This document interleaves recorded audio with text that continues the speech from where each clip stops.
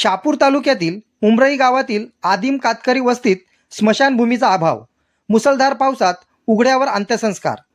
गावातील ग्रामस्थ व ग्रामपंचायत कमिटी सदस्या जयाबाई माधू वाघ यांचे अल्पशा आजाराने दुःखद निधन झाले। जयाबाई माधू वाघ यांच्या निधनानंतर त्यांच्या अंत्यसंस्काराच्या वेळी उमरई गावातील आदिम कातकरी वस्तीत अत्यंत गंभीर आणि विदारक परिस्थिती पुन्हा एकदा समोर आली आहे।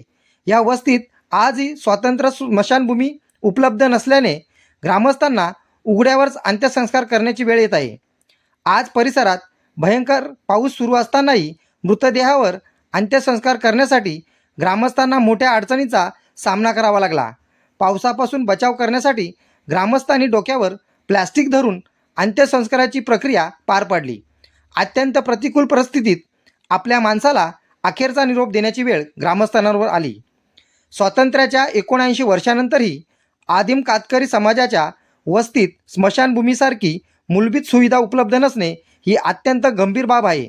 शासन आणि प्रशासनाने या प्रश्नाची तातडीने दखल घेऊन उमरई गावातील कातकरी वस्तीसाठी कायमस्वरूपी स्मशानभूमीची जागा उपलब्ध करून द्यावी अशी मागणी जोर धरू लागली आहे।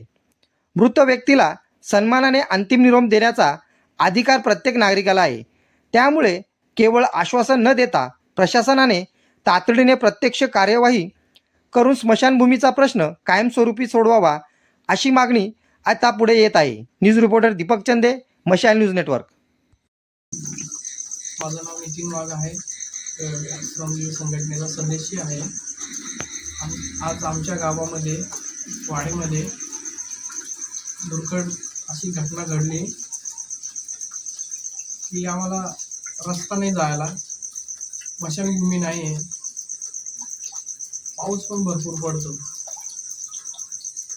आम्ही असं परिस्थिती आज खूपच वाईट झाली आमची।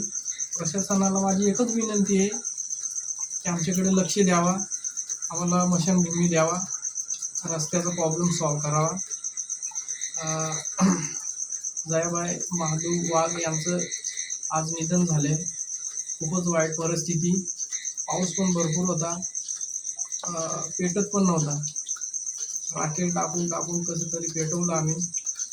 तर माझी प्रशासनाला एकच विनंती आहे का आम्हावर लक्ष द्यावा, आम्हाला स्मशानभूमी द्यावा।